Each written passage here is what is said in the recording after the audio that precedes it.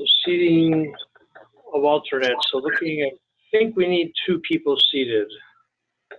So I don't see Audrey or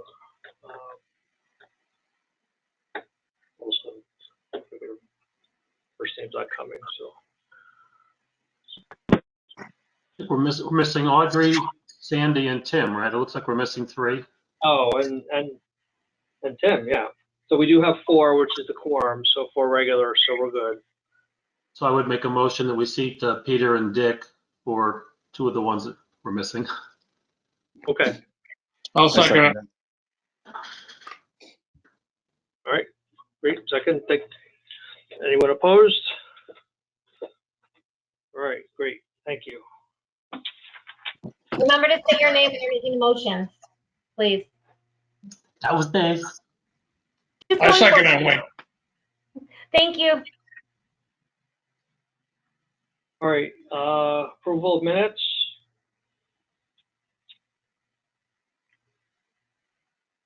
They were sent out with the meeting notice.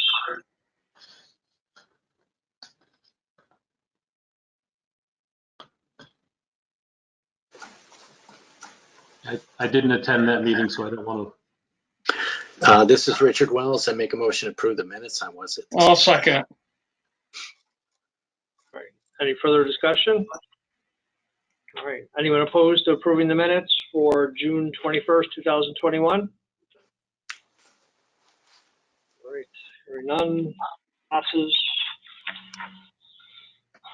Okay. Communications to the Board of Finance. I think you attached to the meeting minutes the task collector's report. I guess that's the only communication that under this section to the Board of Finance. And since we're only 2 months into the year, it does show what the status of the collections were through August. But too early to really see any specific trends or issues with that. But everyone has that. If you have any questions, we can follow up on that. But it doesn't look. It looks comparable to what we would normally expect after July's collection. So the current list is more than 50% collected, which is consistent with prior years.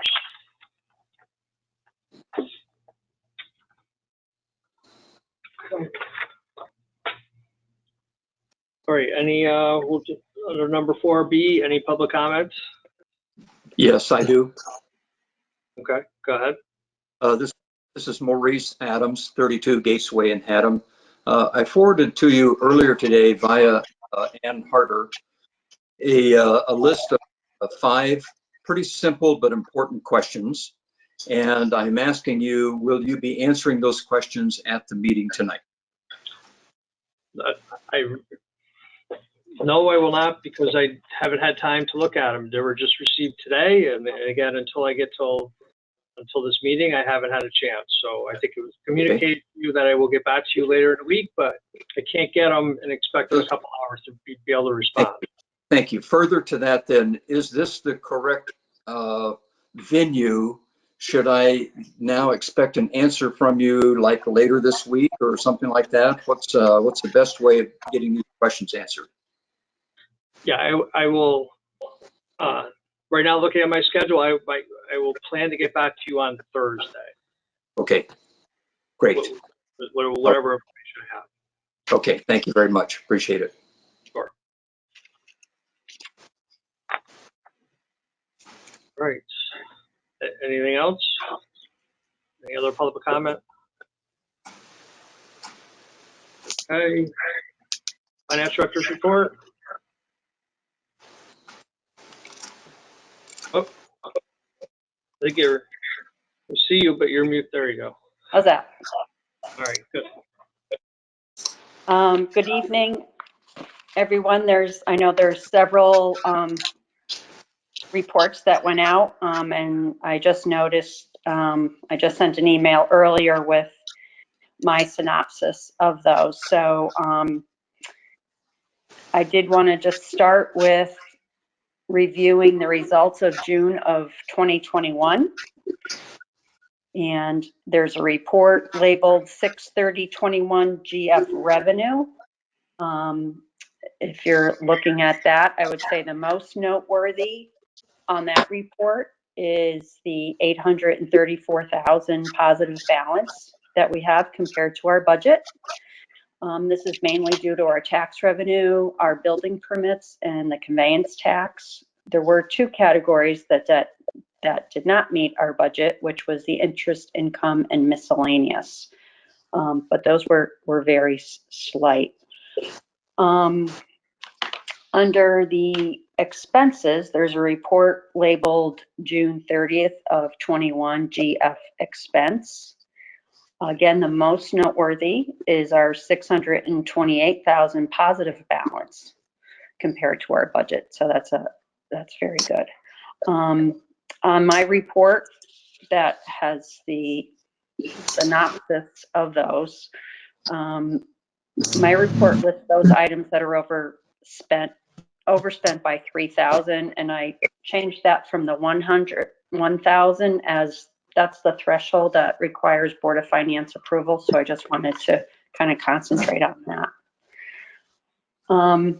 Many of these line items we've discussed in the past, but there are several that popped up in June, and mainly those are in salary line items because we accrued the payroll right to June 30th.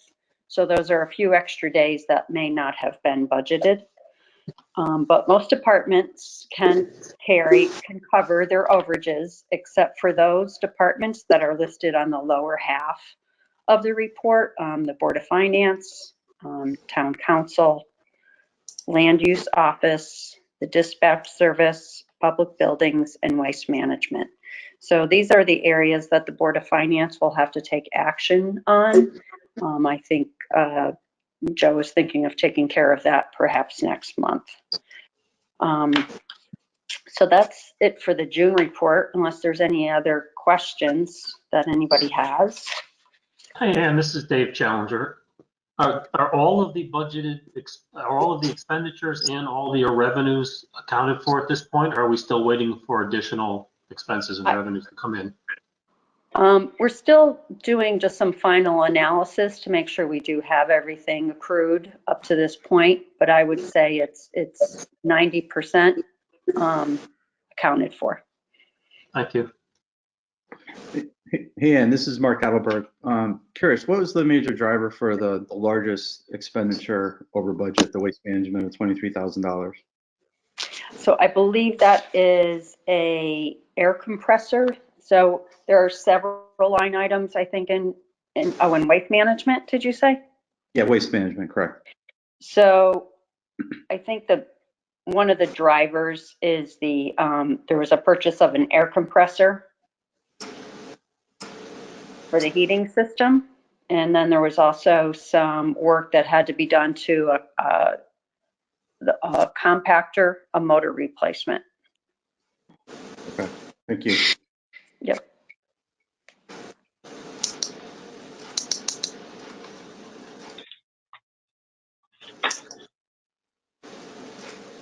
Oh, let me correct that. The air compressor was that was in public buildings. That was not waste management. Waste management, there were some accrued salaries, accrued wages, and the compactor. So is that just the timing issue then when you say accrued wages? Yes, so some of the accrued wages, those were timing. So we wanted to make sure, I wanted to expense the wages right up to June 30th. I'm not sure if that's how we budgeted for that. And there's, I think, also some overages in the salary line item, so that weren't budgeted for. So I think we probably took care of that in the upcoming budget. So hopefully we won't see that in the 21-22 fiscal year. Okay. Very good. Thank you, Ann. You're welcome. The next part of my report is for up to August of 2021 for the two months so far this year. right now, I think all the revenues, I think it's a little too early to talk about the revenues. I would say that our tax collections came in right on point. I would say from being here every day, it was nonstop, July 1st on. There was a line of people coming in to pay their taxes. Revenues from the state of Connecticut, our ECS, we won't see that until October, January, and April. Under licenses and permits, we've already received 35% of that estimate. Interest income, we've only gotten about 4%. We're going to keep an eye on that. Under miscellaneous, I would just say the most noteworthy is we did get a KERMA member equity distribution of $10,516. Under the expense accounts, the only account right now that is over 3,000 is the overtime salaries for public works. That does not have an appropriation at that time. We moved that appropriation to the transfer station line item, and we did have some significant overtime due to all the storms that we did have. So we'll need to address that. And then the other noteworthy part is under a report labeled 9/20/21 CNR, our capital. I did spend a significant amount of time reviewing all the budgeted amounts and the expenses for those, and to make sure that we've submitted all the grant reimbursements that we should be getting. But I just did notice that some of the budgeted amounts had to be tweaked a bit. So there's a couple line items. One's called the STEEP grant. That one right now is we are expensing the unallowable costs related to the Tylerville water project. But that STEEP grant never came to fruition. So we will need to address that at some point in the future. And also the Dublin Hill Bridge renovation. I just need to review that, I think, a little bit closer with Joe to get a better understanding on what that budgeted amount should be. We also did receive a LOSIP grant that we will probably need to, we're going to use that for the repaving of Old Turnpike Road that was already completed. I just wanted to kind of bring that to your attention at this point, but we don't have to take action on it until those projects are completed. And that's my overview for August of 21. If there's any questions on those reports.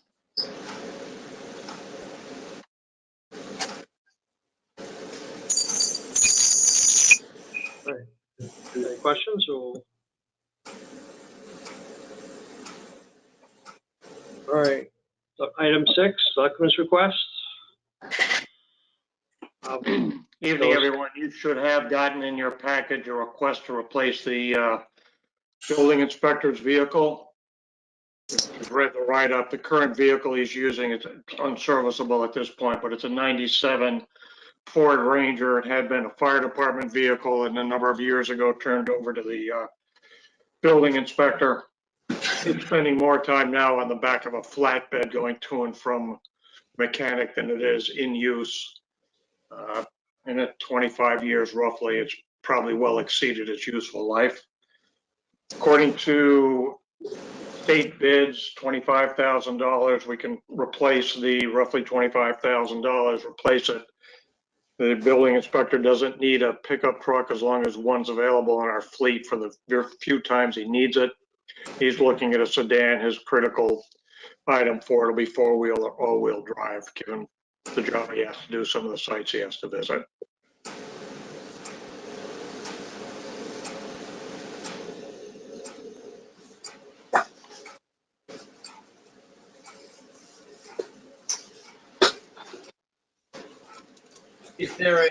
Is there a question on the floor, or just a? If we need the resolution that we have, we need to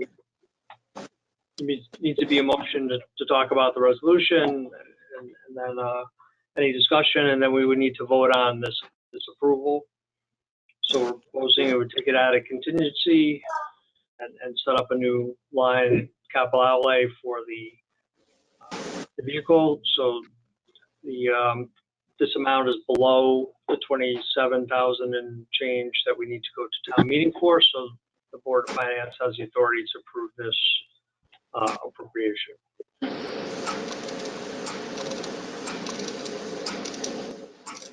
It would seem, I'll move for discussion. This is Mark Haddam. I second that motion. All right. All right. Any discussion, questions?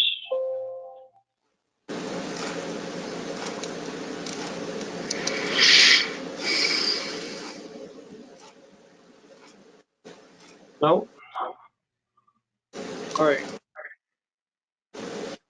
So all in favor of approving this resolution for the transfer from contingency to a capital outlay vehicle line for 25,000? Anyone opposed to approving this transfer? All right. Great, hearing none, motion passes.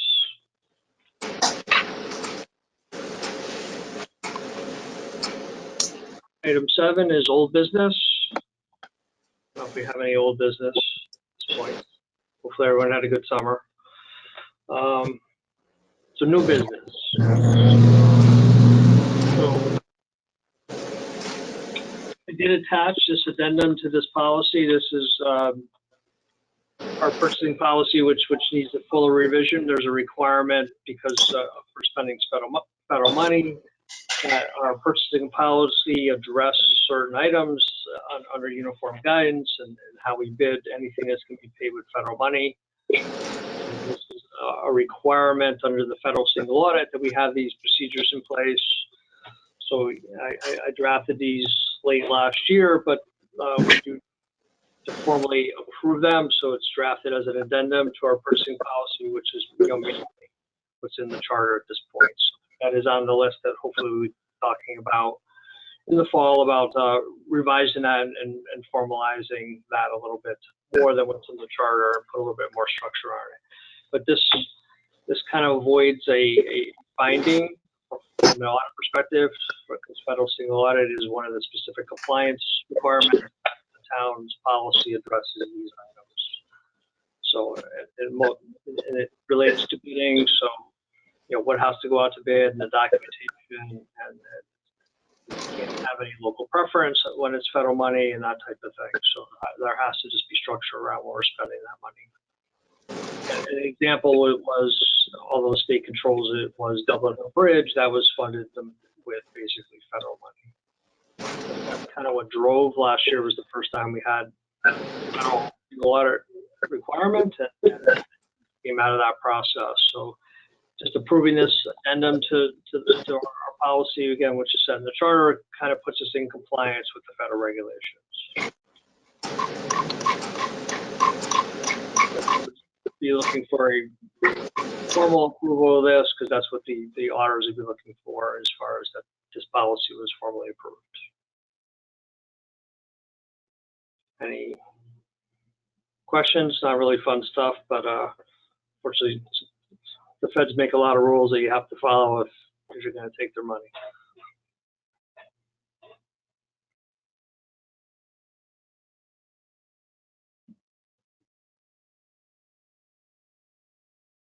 All right. Tim, did you say something? Because I don't, you're on mute.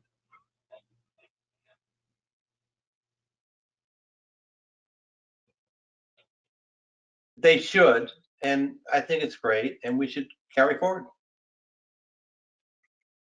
All right. So is that a motion to approve? It's a motion to approve. All right. Second? Yeah, this is Dave. I'll second it. Anyone not in favor of approving this uniform guidance purchasing policy addendum? Hey, Joe, this is Mark Alberg. Maybe this was sent out before, but I just got it. Do we have to approve it tonight? Because I'd like to have a chance to look at it. I'm sure it's fine, but it's kind of tough to approve something that you haven't had a chance to review. Well, it was sent out on Thursday. Okay. So it's something we need kind of to have in place. And this is right out of the uniform guidance if you want to go. Literally, I took it and copied it. This is the requirement exactly of what the federal regulations are. Yeah, I noticed you referenced CFRs and things, yeah. No, I apologize, it's just been really busy. It's kind of tough even just a couple of days notice to go through a document, to be honest. So, I mean, I won't vote against it. I'm just going to vote for it because I haven't had a chance to read it. I apologize. Okay. All right, so you're just abstaining? Yeah. Okay. Okay, great. All right, so motion is approved then. Any additional public comment? Well, this is a different public, are we moving on to the next section of public comment? Yes. I apologize with great respect and apologies to all of you for all of your time for being about 10 minutes late or whatever I was late for this meeting, trying to get in. But I guess what I really wanted to know was you guys sent out some wonderful, wonderful reports, and thank you, Chief Financial Officer, for making that happen.